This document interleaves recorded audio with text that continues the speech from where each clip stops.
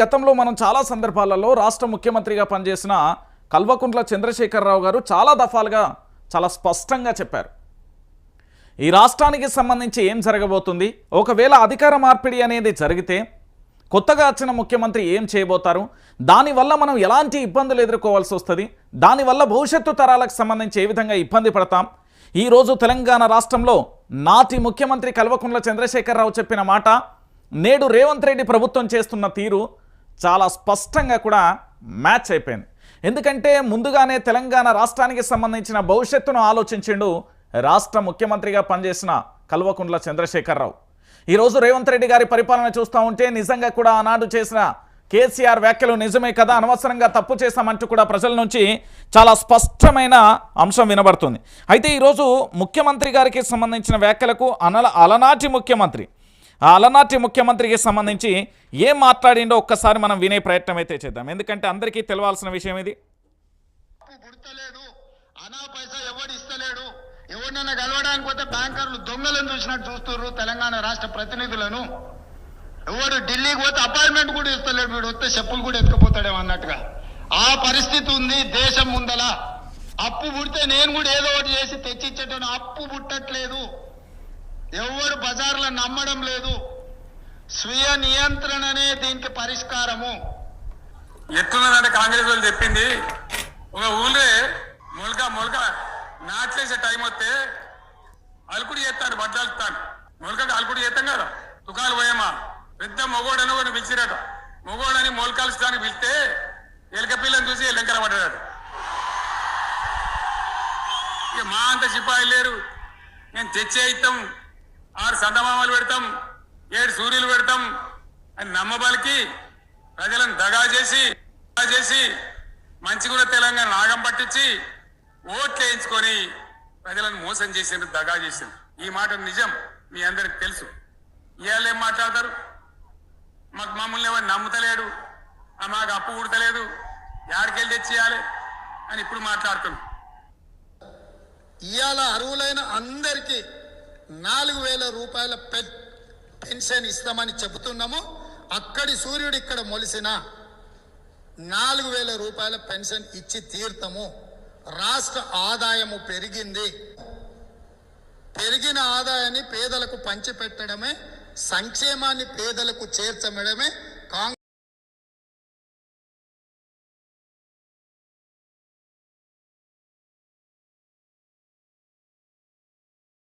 కూడా రాష్ట్ర ఆదాయం పెరిగింది, 4,000 రూపాయల పెన్షన్ ఇస్తా అంటూ ముఖ్యమంత్రి గారు చెప్పిన మాట. మరి ఆనాడు పెరిగిన ఆదాయం ఈరోజు ఎలా తగ్గింది? నాడు ముఖ్యమంత్రి గారు యనుమల రేవంత్ రెడ్డి గారు ఏమని చెప్పారంటే 4,000 రూపాయల పెన్షన్ చాలా స్పష్టంగా ఇస్తాం, ఎందుకంటే రాష్ట్ర ఆదాయం పెరిగింది కాబట్టి ప్రజలందరికీ పంచే పనిలో నేను అని చెప్పారు.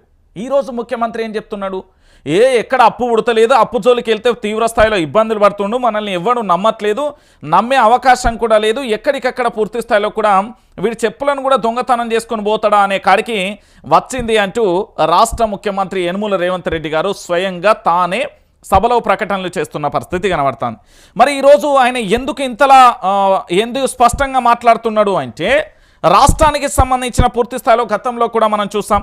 ఏంటి అంటే రాష్ట్ర ముఖ్యమంత్రి యనుమల రేవంత్ రెడ్డి గారికి సంబంధించి అడ్మినిస్ట్రేషన్ కానీ ఇతరత్ర కానీ ఏది కూడా రావట్లేదు అనేది చాలా సుస్పష్టంగా కూడా అర్థమైపోయిన పరిస్థితి కనబడుతుంది. ఎందుకంటే ఇక్కడ ధరలు పెంచితేనే పథకాలు అమలు చేయడానికి కుదురుతుంది అని మళ్ళీ ప్రజల మీద భారం వేసే అవకాశం త్వరలో రాబోతుంది. దాంతోపాటు ప్రభుత్వం మీద ఈ ఆర్టీసీ ఉద్యోగులు యుద్ధం చేస్తే బాగుపడరు అంటూ వాళ్ళని శంకించిన తీరు కానీ, కేసీఆర్ 3 నెలలకు ఒక్కసారి వచ్చి ప్రభుత్వాన్ని తిట్టిపోతాడంటూ ఇలాంటి కీలకమైన అంశాలను మన రాష్ట్ర ముఖ్యమంత్రి యనుమల రేవంత్ రెడ్డి గారు చాలా స్పష్టంగా కూడా సారు చేసిండు. అయితే ఇక్కడ విషయం ఏంది అనేది అందరికీ తెలిసిన విషయం. ముఖ్యమంత్రి గారికి సంబంధించిన విషయంలో చాలా రకాలుగా చాలా విషయాలను కూడా మనం చూసాం. ఇప్పుడు నేనేం చెప్తానంటే మా రాష్ట్ర ముఖ్యమంత్రి యనుమల రేవంత్ రెడ్డి గారికి పాపం అనే చెప్తా. ఎందుకంటే పరిపాలనా వ్యవస్థ మీద రాష్ట్ర ముఖ్యమంత్రిగా ప్రజల కొరకు ఎన్నుకోబడిన నేతగా కొడంగల్ నియోజకవర్గానికి నుంచి ఎమ్మెల్యేగా గెలిచి పూర్తి స్థాయిలో వాళ్ళ కాంగ్రెస్ పార్టీకి సంబంధించి ముఖ్యమంత్రి అయిన తర్వాత ఈ తెలంగాణ ప్రాంత ప్రజలందరికీ ముఖ్యమంత్రి అయిన మన యనుమల రేవంత్ రెడ్డి గారికి పూర్తి స్థాయిలో కష్టకాలంలో ఉన్నాడు. ఎందుకు కష్టకాలంలో ఉన్నాడు? స్వయంకృత అపరాధం జరిగింది. ఇక్కడ స్వయంకృత అపరాధం ఎట్లా జరిగింది, స్వయంకృత అపరాధం జరగడానికి కారణాలు ఏంటి అనేది కూడా మనం ఆలోచించవచ్చు. నిజమే, నేనేమంటున్నానంటే స్వయంకృత అపరాధం చాలా భయంకరంగా జరిగిందండి. ఈ విషయాన్ని తెలంగాణ ప్రాంత ప్రజలందరూ కూడా ఆలోచించాలి. స్వయంకృత అపరాధం అంటే చాలా భయంకరంగా జరిగింది అని చెప్తున్నా. ఎక్కడో దావోస్లో జరిగే పర్యటనలకు రాష్ట్ర ముఖ్యమంత్రి హోదాలో పోయి మా ముఖ్యమంత్రి కేసీఆర్ ఉండే గతంలో రాష్ట్రాన్ని అప్పులపాలు చేసిండని చెప్పమని మేమే అన్నా. దాని తర్వాత అనేక సభలు అనేక సమావేశాలలో పూర్తి స్థాయిలో ఏమని చెప్పిండి ముఖ్యమంత్రి, ఇక్కడ బంగారు బిందెలు లంక బిందెలు ఉన్నాయని నచ్చినావు కానీ కుండలే ఉన్నాయని చెప్పుకుంటూ వచ్చాడు. నేను నచ్చి ఏంది లంక బిందెలు ఉంటే అని ఏది దొబ్బిపోదామని చూసిందా కాంగ్రెస్ పార్టీ? అరే భయ్, మీరు ఏం పరిపాలన చేస్తున్నారు, మీరు ఏం కథ అనేది మీకు అర్థమవుతుందా అసలు? ఈరోజు రాష్ట్ర వ్యాప్తంగా ప్రజలందరి మీద మరొకసారి భారం వేయడానికే కదా నీ వ్యాఖ్యలు. అప్పెందుకు పుట్టది? తెలంగాణ రాష్ట్రంలో ఏమైనా ఉగ్రవాదం ఉందా? తెలంగాణ రాష్ట్రంలో ఏమన్నా ఏంది పూర్తి స్థాయిలో ఇబ్బందికరమైన అదుపు తప్పిందా? శాంతి భద్రత తెలంగాణ రాష్ట్ర వ్యాప్తంగా ఏం జరుగుతుంది? బంగారం పల్లెంలో తెలంగాణ రాష్ట్రాన్ని కల్వకుంట్ల చంద్రశేఖరరావు ఇస్తే ఈరోజు తెలంగాణ రాష్ట్రంలో పూర్తి స్థాయిలో కూడా నువ్వే చెప్పినావు కదా, 1,00,000 కోట్లు లేకపోతే ఇన్ని కోట్లు అన్ని కోట్లు పెట్టుబడులు తెచ్చినావా? ఇన్ని కోట్ల పెట్టుబడులు తెచ్చినప్పుడు నీకు అప్పెందుకు పుడతలేదు? కేంద్రం దగ్గర నీ పరపతి లేదా? ఈ తెలంగాణలో భారతీయ జనతా పార్టీ ఎంపీలు ఉన్నారు కదా, ఏదో న్యాయస్థానంలో న్యాయదేవత ఇట్లా పట్టుకుంటే ఇటు 8 ఎంపీలు ఉన్నారు కదా, మరి తెలంగాణ రాష్ట్రానికి ఎందుకు ఒక పైసా దేలేకపోయారు భారతీయ జనతా పార్టీ ఎంపీలు? మీరు అందరూ ఏం చేస్తున్నారు? మా కాంగ్రెస్ పార్టీ అధికారంలో ఉంటే ఇంత అన్యాయం చేస్తారా అని అడగపోతే ముఖ్యమంత్రి. ఆంధ్రప్రదేశ్లో 9,000 కోట్ల రూపాయలు ఇచ్చిండని ప్రధాని నోడి మోటనే స్పష్టంగా వినబడింది కదా. ఈరోజు ఈ తెలంగాణ రాష్ట్ర ముఖ్యమంత్రి యనుమల రేవంత్ రెడ్డి మాట్లాడే మాటలు ఏమన్నా కనీసం ఊళ్ళల్లో ఉండే సర్పంచ్లన్నా మంచిగా మాట్లాడతారు బై. ఇప్పుడు ఒక లీడర్ బయటికి పోతా అన్నా వాడు వేసుకున్న కడ్రాయర్కు పొక్కలున్నా బయట ఏం చేస్తాడు? తెల్లంగి సొక్కా వేసుకొని బయటికి పోయి హూందాతనాన్ని మెయింటైన్ చేస్తాడు సర్పంచ్ ఊళ్ళల్లో. అరే ఒక రాష్ట్రానికి ముఖ్యమంత్రి ఏం మాట్లాడతాడు, ఏం కథ అనేది తెలంగాణ ప్రాంత బిడ్డలకు కనీసం ఇంత ఘోరమైన మాటలా ఇవి? ఇంత దారుణమైన పరిస్థితి ఇదా రాష్ట్ర ముఖ్యమంత్రి మాట్లాడే ప్రసంగం, రాష్ట్ర ముఖ్యమంత్రి చేసే వ్యాఖ్యలు? అరే ఏం జరుగుతున్నది భయ్? తెలంగాణలో అప్పు పుట్టడం లేదంటే ఇప్పటికే మీరు తెలంగాణ రాష్ట్రాన్ని పూర్తి స్థాయిలో కూడా దేని మీద నడిపిస్తారు? లిక్కర్ మీదనే కదా మీరు నడిపించేది. ఇంత దారుణమైన పరిస్థితి, ఇంత ఘోరమైన ఎపిసోడు ఇంత దారుణంగా జరుగుతూ ఉంటే ఏం జరుగుతున్నది మరి? ఇక మా ముఖ్యమంత్రి వ్యాఖ్యలు నిన్న చూసే ఉంటారు, ఒక్కొక్క దానికి ఒక్కొక్క రకంగా చూద్దాం. మా ముఖ్యమంత్రి తెలంగాణ రాష్ట్రాన్ని ఎట్లా దివాళీ తీసిండు, మా తెలంగాణ రాష్ట్రాన్ని ఎట్లా ఆగం చేసిండు.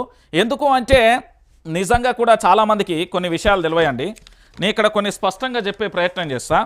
ఎందుకంటే తెలంగాణ ప్రాంత ప్రజలందరికీ కూడా తెలియాల్సిన విషయం, మీరందరూ గుర్తుపెట్టుకోరు ఒకసారి. తెలంగాణ ప్రాంత ప్రజలారా, కాంగ్రెస్ పార్టీ తెలంగాణని ఇచ్చినా అని చెప్పింది, అంతే కదా? తెలంగాణ రాష్ట్రాన్ని కాంగ్రెస్ పార్టీ మేమే ఇచ్చినామని చెప్పింది. ఇది చాలా స్పష్టం, ఇది తెలంగాణ ప్రాంత ప్రజలందరికీ కూడా తెలిసిన విషయమే. తెలంగాణ రాష్ట్రాన్ని ఎవరు చెప్పింది? ఇది మేమే ఇచ్చినామని చెప్పింది. ఎవరు? కాంగ్రెస్ పార్టీ ఏమని చెప్పింది అంటే ఈ తెలంగాణ రాష్ట్రాన్ని ఇచ్చింది మేమే అని చెప్పింది. ఎవరు? మనం చెప్పలే, ఇది కాంగ్రెస్ పార్టీ చెప్పింది. తెలంగాణ రాష్ట్రాన్ని ఇచ్చినా అని చెప్పినావు కదా, సరే నీ ప్రచారానికి, నీ ఆర్భాటాల కోసం, నీ అవసరాల కోసం, లేకపోతే నీ రాజకీయ ఎదుగుదల కోసం, మీ రాజకీయ అవసరాల కోసం, తెలంగాణలో మీ ప్రాబల్యం కోసం, తెలంగాణలో మీ ఉనికి కోసం మీరు చెయ్యొచ్చుగాక. కానీ ఇచ్చిన తెలంగాణలో 17 నెలల కాలంలో ఏం చేసిరు? గడ్డి వీకి రా అంటున్నా. ఈ తెలంగాణ రాష్ట్రంలో పూర్తి స్థాయిలో 17 నెలల కాలంలో తెలంగాణ రాష్ట్రాన్ని ఎందుకు ఆగం చేస్తున్నారు అంటున్నా. 17 నెలల కాలంలో తెలంగాణ రాష్ట్రానికి చేసింది ఏంటి కాంగ్రెస్ పార్టీ? గుడ్డి గుర్రానికి ఏమన్నా పనులు దోముతున్నదా, లేకపోతే ఏం చేస్తున్నది? కోడిగుడ్డు మీద ఈకలు బిక్తున్నదా? అరే ఎంత నాన్సెన్స్ అంటే మీరందరూ కూడా ఆలోచించండి. తెలంగాణ రాష్ట్రాన్ని ఇచ్చింది కాంగ్రెస్ పార్టీ అని చెప్తే 17 నెలల కాలంలో తెలంగాణ రాష్ట్రాన్ని ఎందుకు ఆగం చేస్తున్నావు? ఈరోజు నువ్వు చంద్రబాబు ఆధ్వర్యంలో ఉండే టీమ్గా పనిచేస్తున్నావా లేదా? ఇది మీ అందరికీ తెలుసా కాదా? ఒకసారి మీరందరూ కూడా ఆలోచించాల్సిన విషయం ఇది. తెలంగాణ ప్రాంత ప్రజలారా, ఈరోజు తెలంగాణ రాష్ట్ర వ్యాప్తంగా మీరందరూ కూడా ఆలోచించాల్సిన విషయం ఏంటంటే కేవలం 17 నెలల కాలంలో ఈ తెలంగాణ రాష్ట్రాన్ని ఆగం చేసింది ఎవరు, ఏంటి అనేది మీకు తెలియదా? మరి నిజంగా తెలంగాణ రాష్ట్రం మీద చిత్తశుద్ధి ఉంటే, తెలంగాణ రాష్ట్రం మీద ప్రేమే ఉంటే, తెలంగాణ రాష్ట్రాన్ని ఇచ్చింది మేమే అంటే కాంగ్రెస్ పార్టీకి సంబంధించిన ఎంపీలందరూ పోయి ఢిల్లీలో పోరాటం చేపేళ్ళు తెలంగాణ రాష్ట్రం అప్పుల నష్టంగా మారుతుంది, మాకు ఇన్ని ఆర్థిక ఏది అవసరాలు ఉన్నాయి, మాకు ఇంతో కొంత ఇవ్వండి, మాకు ఇవ్వండి అని చెప్పేళ్ళు అది పక్కన పెట్టిళ్ళు. తెలంగాణ రాష్ట్రంలో ఈ రాష్ట్రానికి సంబంధించిన సిఎస్ కొత్తగా వచ్చిండు నిన్న మొన్న సిఎస్ కాను మొదలు పెడితే ఇందులో మొత్తం పరిపాలన వ్యవస్థకు సంబంధించి అనేక పోస్టులు ఉంటాయి కదా. మరి ఆంధ్ర పెత్తందారి వ్యవస్థను ఎవరు చంద్రబాబు చెప్పిండా మీరు ఆంధ్ర పెత్తందారి వ్యవస్థను పెట్టుకోమని? తెలంగాణ రాష్ట్రానికి సంబంధించి ఆంధ్ర పెత్తందారి వ్యవస్థ నియమించుకోవాలని ఎవరు చెప్పిర్రయ్యా మీకు? ఆంధ్ర పెత్తందారి వ్యవస్థను నియమించుకోమని ఎవరు చెప్పిర్రు అంటున్నా. దాని గురించి పోయింది. తెలంగాణ రాష్ట్రం మీద 17 నెలలుగా సోయి లేదు. ఈరోజు ఆంధ్ర పెత్తందారి వ్యవస్థను తీసుకొచ్చి ఆంధ్ర ఉద్యోగులందరినీ తీసుకొచ్చి తెలంగాణలో ప్రమోషన్లు ఇస్తూ రిటైర్ అయిన వారిని తీసుకొస్తాం. ఎందుకు తెలంగాణలో మా ఉద్యోగులు లేరా? అరే ఎంత ఘోరమైన విషయం అంటే చంద్రబాబు డైరెక్షన్లో ఏమన్నా నడుస్తుందా ఏంది తెలంగాణ పరిపాలన? ఇది తెలంగాణ ప్రాంత ప్రజలకున్న అనుమానాలు ఇవన్నీ. నువ్వు కాంగ్రెస్ పార్టీ తెలంగాణ ఇచ్చినవంటే ఇచ్చిన రాష్ట్రం మీద ప్రేమే ఉంటే 17 నెలల కాలంలో ఈ తెలంగాణ రాష్ట్రంలో ఉన్న ప్రజల కోసం ఏం చేసినావో చెప్పు. అది చెప్పకుండా ఆంధ్ర వ్యక్తులకు సంబంధించి ఉద్యోగ అవకాశాలు ఇక్కడ ఎట్లా కల్పిస్తావు నువ్వు? నీకు తెలంగాణ రాష్ట్రం మీద సోయి ఉన్నది, తెలంగాణ రాష్ట్రం మీద ప్రేమ ఉన్నది. తెలంగాణ రాష్ట్రం అంటే మీరు ఇచ్చిర్రు. తెలంగాణ రాష్ట్రం ఇస్తే ఆంధ్ర వ్యక్తిని ఎట్లా రాణిస్తావు అంటున్నా. నీ పరిపాలన నీ అడ్మినిస్ట్రేషన్లోకి ఆంధ్ర వ్యక్తులను ఎట్లా రాణిస్తావు అంటున్నా. సమాజ్ అవుతుందా? తెలంగాణ భాషలో చెప్పాలనా? ఇది పక్కన పెడితే ఎంత ఘోరమైన విషయం అంటే ఈరోజు ఆర్థిక పరిస్థితి చాలా దారుణంగా పడిపోయింది. కేసీఆర్ ఉన్నప్పుడేమో పరుగులు వెచ్చిన ఆర్థిక వ్యవస్థ ఈరోజు రేవంత్ రెడ్డి వచ్చినాకే ఎందుకు డౌన్ అయిపోతున్నది? ఒకసారి ఆలోచించాలి. తెలంగాణ రాష్ట్రాన్ని ఈరోజు పూర్తి స్థాయిలో కూడా మీరందరూ కూడా దయచేసి ఆలోచించండి. తెలంగాణ ప్రాంత ప్రజలందరినీ కూడా నేను అడుగుతున్నా. ఎందుకు అంటే పూర్తి స్థాయిలో కూడా మీరు ఆలోచించాల్సిన విషయం ఇది. ఈరోజు తెలంగాణ రాష్ట్ర వ్యాప్తంగా ఎందుకు పూర్తి స్థాయిలో కూడా ఆగమైపోతున్నది? ఈ తెలంగాణ రాష్ట్రానికి సంబంధించి ఎందుకు ఆర్థికంగా పడిపోతున్నది ఏంటి అనేది చెప్పు జరా. ఆలోచించుర్రు తెలంగాణ ప్రాంత బిడ్డలారా. నేను మళ్ళీ చెప్తున్నా కదా, తెలంగాణ ప్రాంత ప్రజలందరినీ నేను అడుగుతా ఉన్నా. ఈరోజు కేసీఆర్ ఉన్నప్పుడు ఎందుకు ఆర్థికంగా వేగంగా అడుగులేసింది, ఈరోజు ఎందుకు పతనమవుతున్నదో చెప్పుర్రి. అరే ఎంత ఘోరమైన విషయం అంటే వీళ్ళు చెప్పిన దొంగ ముచ్చట్లు మామూలుగా ఉంటున్నాయి అనుకుంటారా? ఎంత ఘోరమంది. కాంగ్రెస్ పార్టీ తెలంగాణ ఇచ్చిందంటే 17 నెలల కాలంలో కాంగ్రెస్ పార్టీకి తెలంగాణ మీద సోయలేదు.